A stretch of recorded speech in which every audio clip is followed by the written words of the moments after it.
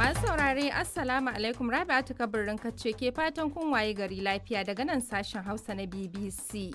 A cikin shirin namu na yau za ku ji cewa bashin da ake bin Amurka ya kai dala tiriliyan 40 adadi mafi girma da aka taɓa biyo ƙasar. Shugaban Amurka Donald Trump ya ce zai kaddamar da sabbin takunkuman tattalin arziki kan Iran da duk wata ƙasa da ke taimaka mata koyin kasuwanci da ita. Yayin da aka kaɗa gangar siyasa a Najeriya, masana sun fara tsokaci tare da jan hankalin 'yan ƙasar. Su sa ido su kuma saurara wanda ɗan takara ne a ganin su wanda da gaske ke menene cancantarsa a damaye musu su rabu da wani addininsa da ɓangarensa da kuma ƙabilarsa su duba shi da kuma jam'iyyarsa mai al'umma. A jamhuriyar Nijar kuwa masana tsaro ne suka fara tsokaci kan mutuwar babban kwamandan kungiyar ISIS Sahel a yayin wani rikici da ya barke tsakaninsu da kungiyar Janim. Tabbas ita kungiya ta ISIS ana cewa an ji mata ciwo ta hanyar taba manya-manyan hafsoshi nata wanda suke kula da tsare-tsare, amma ba shi ke nuna cewa ba za su iya naɗa wani ba. To shirin na ɗauke da waɗannan da ma ƙarin wasu rahotanni, amma duk sai na fara da karantu maku labaran duniya.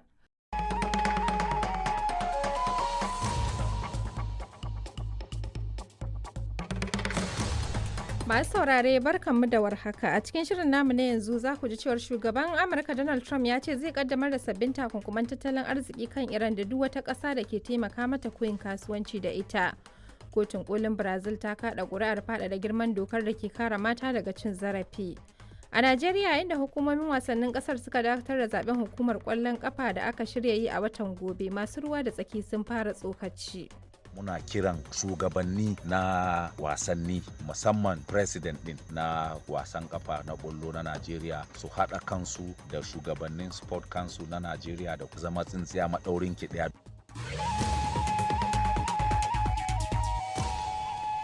To kafin shiga cikin shirin sai na fara da karanto maku labaran duniya, sunana Rabi'atu Kabirin.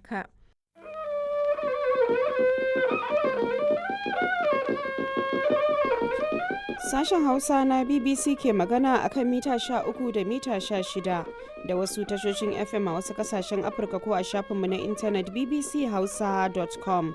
Masu sauraro Badriya Tijjani Kalarawi ke muku sallama a cikin shirinmu na karfe 3 daidai agogon Najeriya da Nijar, wato 2 daidai kenan agogon GMT da Ghana.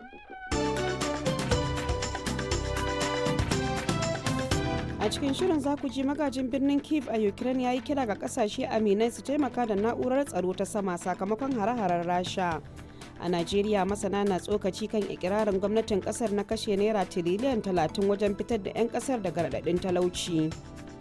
Irin waɗannan bayanai na gwamnati shine dalilin da yasa yawanci 'yan Najeriya idan jami'an gwamnati sun yi magana ba sa yarda da su, saboda tun a baya mutane suna ta tambaya me aka yi da kudaden nan, ba wai kawai a fito a yi karanta rahoto ba. Ƙungiyar Amnesty International kuwa ta yi kira ga gwamnatin Najeriya ta kare rayukan 'yan ƙasar da 'yan bindiga ke kai wa hari. Hare-hare guda biyu da aka kai na baya-bayan nan a cikin mako guda, inda aka kashe mutane akalla 50. Wannan abubuwa bai kamata suna faruwa ba, domin ran ɗan adam darajarsa ta wuce haka, kuma ya kamata ta sake duba dabarun da take aiki da su.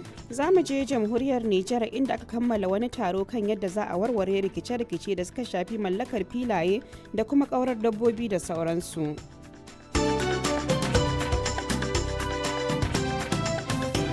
Kafar hoton nan bari mu fara da labaran duniya tare da Aisha Aliyu Ja'afar.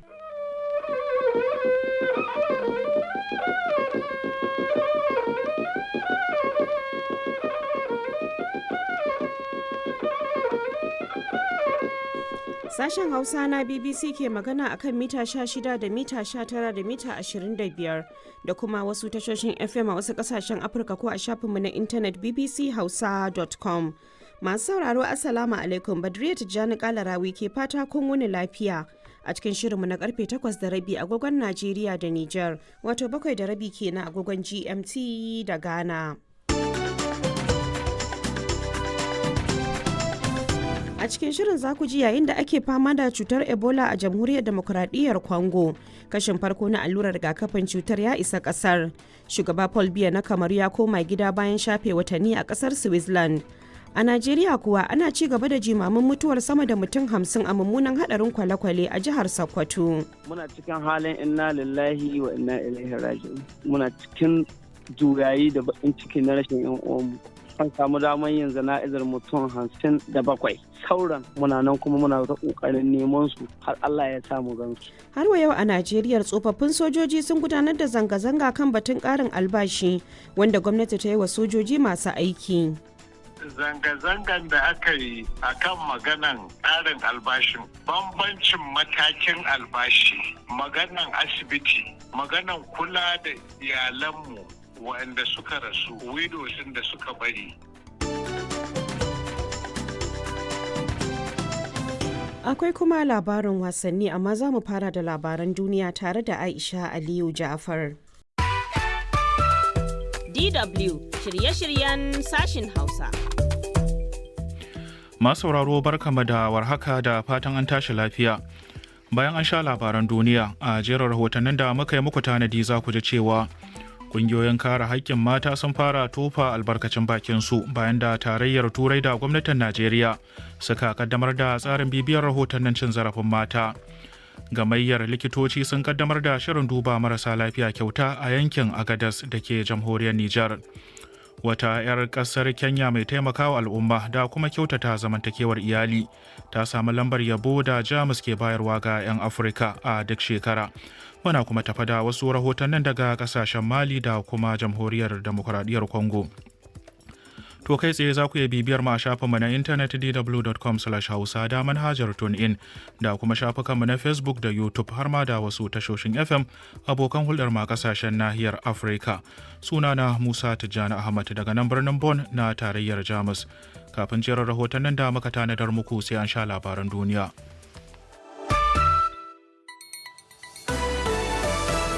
DW labarun duniya. Yarima Hari da matarsa Meghan na shirin komawa Birtaniya bayan shafa shekaru a Amurka. Kotu ta yankewa hamshakin dan kasuwar China hukuncin ɗaurin rai da rai. Wani jirgin helikwafta na 'yan yawon bude ido ya yi hadari a Kenya inda ya sanadiyar mutuwar Amurkawa 5. DW shirye-shiryen sashin Hausa.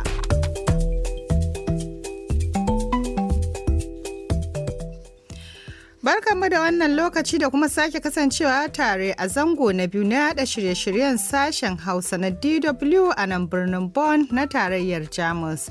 Sunana Rajana Munir Yahaya.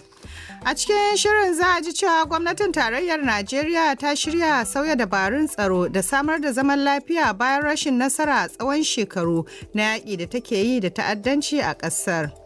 Jam'iyyar Afirka ta Kudu mai mulki ANC na iya rasa goyon baya a zaben ƙananan hukumomi na ƙasar da ke tafe sakamakon fushin jama'a kan rashin aikin yi da kuma tsadar rayuwa da ake fama da su a ƙasar. Cutar Ebola na ci gaba da yaduwa cikin sauri a ƙasar Demokradiyyar Congo wacce ba a taɓa ganin irinta ba. A cewar Hukumar Lafiya ta Duniya WHO. Wannan da masu batutuwa za su zo muku, amma kafin nan ga Abdulrahim Hassan da labaran duniya.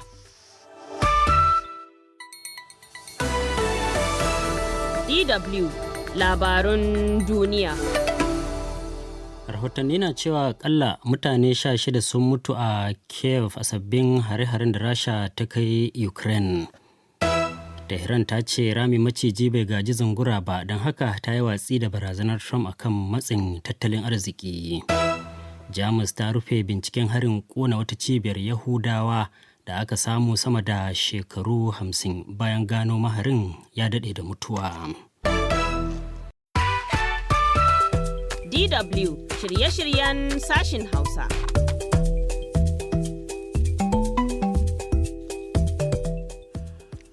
Barkanmu da wannan lokaci da kuma sake kasancewa tare da mu a zango na uku na yada shirye-shiryenmu daga sashen Hausa na DW a birnin Bonn na tarayyar Jamus.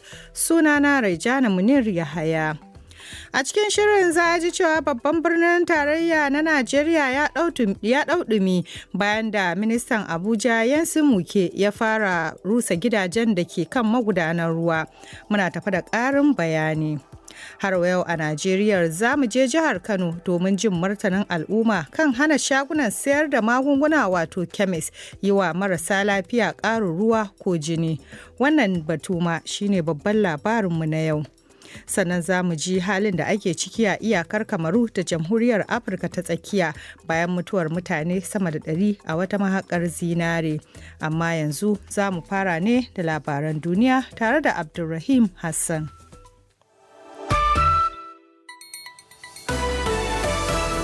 DW labarun duniya. Akalla mutane 51 sun mutu a hatsarin kwale-kwale a jihar Sokoto da ke arewacin Najeriya. Shugaban kasar Kamaru Paul Biya ya koma kasar bayan shafe sama da watanni 2 yana jinya a kasashen waje. Tarayyar Turai da ma wasu kasashen EU sun yi Allah wadai da shirin Isra'ila na gina gidaje a yammacin kogin Jordan.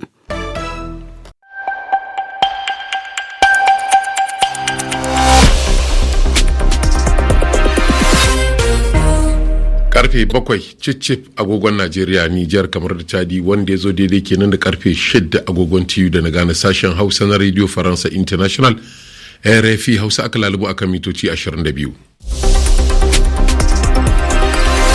Abdullahi Isa. Jama'a assalamu alaikum, barkamu da sake saduwa ga muhimman kanin labaran duniya na wannan safiya. Za ku cewa Najeriya ta ce ta samu tara naira tiriliyan kusan 15 daga kudaden da ta tara a sanadiyar cire tallafin mai. Kasar Ghana kuma ta dawo da 'yan Nijar yanzu haka zuwa babban birnin Yamai waɗanda akasarinsu mabarata ne. Za ku ji kuma cewa mahukuntan Senegal sun sanar da kama mutane 234 da ke bara akan manyan titunan kasar.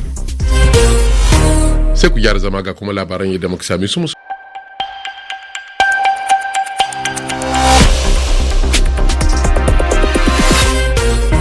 Karfe 8 agogon Najeriya, Nijar, kamar da Chadi, wanda ya zo daidai kenan da karfe 7 agogon TU da na gane sashen Hausa na Radio Faransa International RFI Hausa aka lalubo akan mitoci 22. Abdullahi Isa. Jama'a barkamu da sake saduwa ga muhimman kanun labaran duniya na wannan lokaci. Akalla mutane 7 ne aka tabbatar da su mutu biyu bayan wani hari da 'yan ta'adda suka kai a wani ƙauye da ke karamar hukumar Wurno. Yayin da babban bankin Ghana ya da fitaccen malamin addinin Islama ɗan Najeriya Farfesa Bashir Aliyu Umar na Jami'ar Bayero domin jagorantar majalisar aiwatar da harkokin banki da babu kuɗin ruwa a ciki. Afirka ta Kudu kuma ta mayar da gawakin mutane sama da 80 da suka mutu a lokacin mulkin wariyar launin fata da ta yi wa Namibia. Ga labarin yadda muka same su.